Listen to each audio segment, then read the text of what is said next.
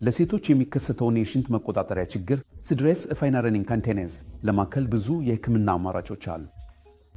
ይህ ውስጥ ጥንቃቄ አስተዳደር ይገኛል። ከዚህም አካል የሚሆኑት የክብደት መቀነስ፣ የፈሳሽ አስተዳደር እና የወገብ መሬት ጡንቻ ስልጠና ናቸው።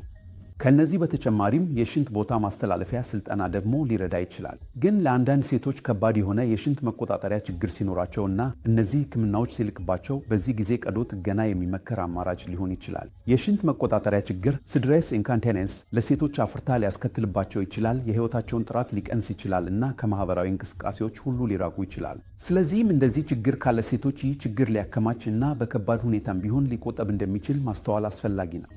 ጥንቃቄ አስተዳደር ላይ ሲያልፉ ሴቶች የሚኖሩ አማራጮች ምንድናቸው? እንደዚህ ያሉ ሴቶች ውስጥ የሚገኙ አማራጮች የስሊንግ ሂደቶች፣ ስዋይንግ ፕሮሲዲዩርስ፣ የመካከለኛው የሽንት ቦታ ስቴፒ ወይም የበርች ኮልፖሱስፓንሽን ቢረት ካውፓስስፔዚያን ናቸው። ከዚህ ሦስቱ ሂደቶች እያንዳንዱ በጣም ተፈጻሚ ሲሆን በአብዛኛው ሴቶች ዘንድ ረጅም ጊዜ የሚቆይ ውጤት ይሰጣል። ነገር ግን ለእያንዳንዱ ሂደት በተለያዩ የታመነ ታካሚ መገባበር ይኖረዋል እና እያንዳንዱም ለረጅም ጊዜ የሚያመጣው ተጽዕኖ አለው። ይህንም ሴቶች ማወቅ አስፈላጊ ነው። አንዳንድ ሴቶች የመካከለኛው የሽንት ቦታ ስሊንግ ሲያደርጉ ከሚሰራበት ሲንተቲክ መሽ ጋር የተያያዙ ችግሮች ሊኖሩባቸው ይችላል።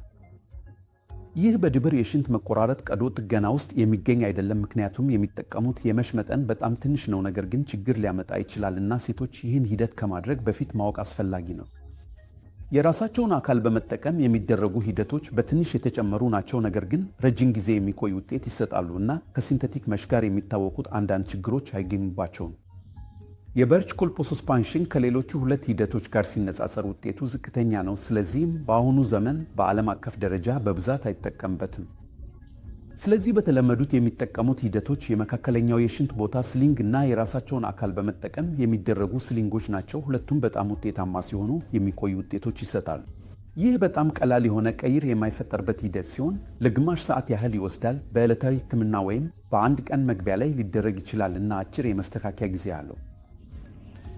ብዙ ሴቶች በቆይታ የሚቆዩ ውጤቶች የያዙ ቢሆንም አነስተኛ መጠን ያላቸው ሴቶች ግን ከሂደቱ ጋር የተያያዘ የተለያዩ ህመሞች ወይም ህመም ሊኖራቸው ይችላል፣ ወይም የመሽ መጋረጃ ወይም ከመሽ ጋር የተያያዘ በነገር ሊያጋጥሟቸው ይችላል።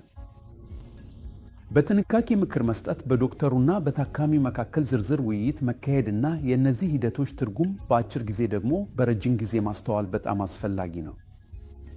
ግን በትክክል ለተመረጡ ታካሚዎች ውጤቱ በረጅም ጊዜ የሚቆይ መሆኑ ተረጋግጧል።